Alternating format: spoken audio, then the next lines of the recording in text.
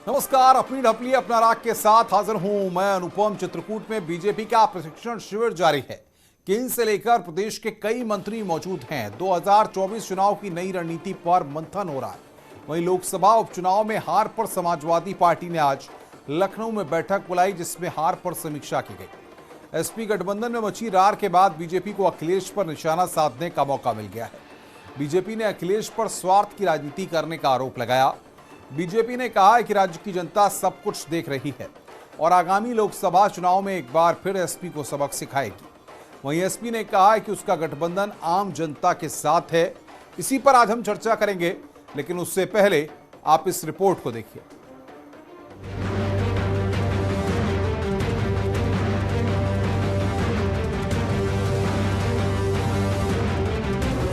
चित्रकूट में बीजेपी का महामंथन, आगामी चुनाव पर फोकस। और उन प्रशिक्षण में राष्ट्र का चिंतन भी है, समाज का चिंतन भी है, अर्थ चिंतन भी है। पार्टी का संगठनात्मक ढांचा, जनसंघ से लेकर और भारतीय जनता पार्टी की रीति सिद्धांत, उनके महापुरुषों के विचार, ये सारी चीजें चर्चा का बिंदु रहते हैं। प्रशिक्षण वर्ग है हम लोगों का, हर चीज को लिए अपडेट होता है और ट्रेनिंग बहुत जरूरी है किसी बात की। मुख्य मुद्दा क्या रहेगा ट्रेनिंग का 2024? मुख्य मुद्दा सुशासन, चिंतन मंथन सारी चल रहा है। विभिन्न विषयों पर लोगों को नई चीजों के बारे में, नई योजनाओं के बारे में, पार्टी का रीति नीति के बारे में बताने का काम चल रहा है। एसपी का हार पर मंथन, 9 अगस्त से समाजवादी पदयात्रा। अखिलेश यादव करेंगे नया गठबंधन, दक्षिण से उत्तर प्रदेश को साधने की तैयारी।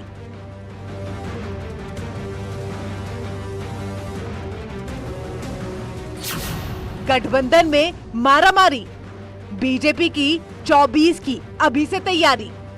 समाजवादी पार्टी के अंदर और उनके गठबंधन के सहयोगियों में जो रार चल रही है, उसके जिम्मेदार अखिलेश यादव स्वयं हैं। गठबंधन धर्म निभाने के लिए बहुत बड़े दिल की आवश्यकता पड़ती है, जबकि अखिलेश यादव को केवल अपना परिवार और सैफई गांव, इसके अतिरिक्त पूरा उत्तर प्रदेश उनके लिए नगण्य है। समाजवादी पार्टी का गठबंधन आम जनता के साथ है। जनता को कैसे न्याय मिले, कैसे सामाजिक न्याय हो, कैसे यहाँ पे समाज का विकास हो, कैसे समाज का हर व्यक्ति अपने पैरों पे खड़ा हो, कैसे उनके बच्चे आगे बढ़े, इसके लिए समाजवादी पार्टी हमेशा संघर्ष करती रहती है। इसलिए समाजवादी पार्टी का सीधा गठबंधन जनता के साथ है।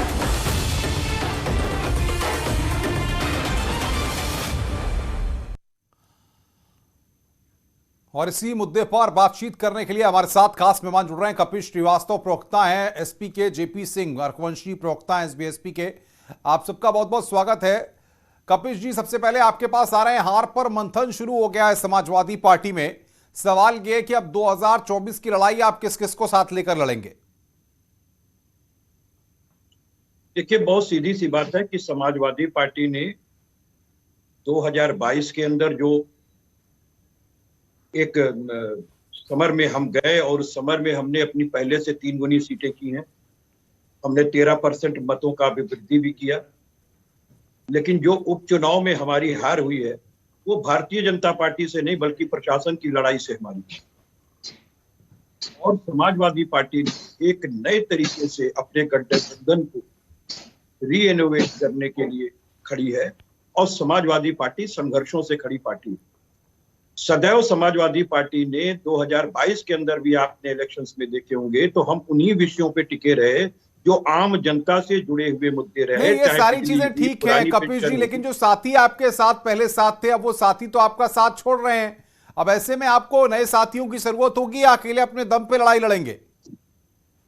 देखिए, बहुत सीधी सी बात है। जो साथी हमारे साथ दिल से हैं, वो तो साथी हमारे साथ रहेंगे, लेकिन जिनका जो है आत्मा कहीं और थी और शरीर कहीं और था, उनको हम लोगों ने स्वतंत्र कर दिया। और बाकी आपके सामने है कि 4 बार समाजवादी पार्टी ने अपनी सत्ता बनाई है और 4 बार विकल्प के रूप में विपक्ष में ही कांग्रेस और बहुजन समाजवादी पार्टी से के वोटर्स। जेपी सिंह साहब भी मेरे साथ हैं। जेपी सिंह साहब, आपकी पार्टी तो समाजवादी पार्टी के साथ भी रही, बीजेपी के साथ भी रही, लेकिन अब 2024 की स्ट्रेटेजी में आपका साथी कौन बनेगा? कहना तो मुश्किल है कि साथी कौन बनेगा, लेकिन मैं बता दूं जो कार्य आज सपा और भाजपा कर रही हैं। चिंतन शिविर वैसे तो आरएसएस का हर साल होता है चित्रकूट में, लेकिन यही काम हम 18 अप्रैल को और 6 मई को 2 अलग अलग दौरों में कर चुके हैं और प्रतिदिन हमारी अलग अलग जिलों में, अलग अलग मंडलों में समीक्षा बैठक और कार्यकर्ता जोड़ो अभियान चल रहा है। और हम लोग एक एक गांव में, ऐसा नहीं है कि केवल जिले में पहुंच गए और सभी लोगों को बुला लिया, नहीं, हमारे सारे पदाधिकारी एक एक गांव में खुद पैदल यात्रा करके लोगों को अपने साथ जोड़ने में लगे हुए हैं। हमारी मांगें जो पूरी नहीं हो पाई जब हम भाजपा के साथ थे, उन्हीं मांगों को हम अपनी जनता के बीच में जहां भी गांव देहात में जा रहे हैं वो समझा रहे हैं और लोग हमारे साथ जुड़ रहे हैं और कारवां चल रहा है और बढ़ता जा रहा है। बिल्कुल, शरद त्रिवेदी हमारे साथ हैं, बीजेपी से स्पोक्स पर्सन है।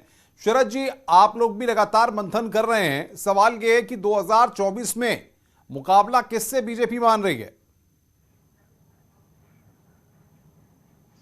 मुकाबला तो किसी से भी नहीं है, क्योंकि कहीं विपक्ष तो दिख नहीं रहा है दूर दूर तक।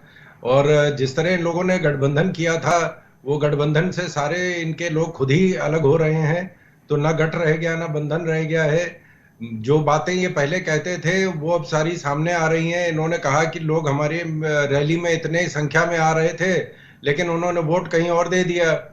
आजम खान साहब कह रहे हैं कि हमारा सम्मान नहीं किया गया। ओपी राजभर जी कह रहे हैं कि उनका सम्मान नहीं किया गया। शफीकुर रहमान वर्ग साहब जो इनके प्रवक्ता थे वो इनसे विमुख हो रहे हैं।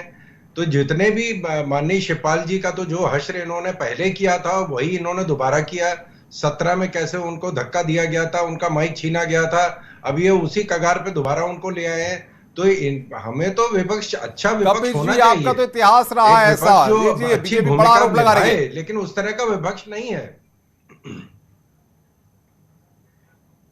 शरद जी को अपनी और कुछ आईना दिखता ही नहीं है।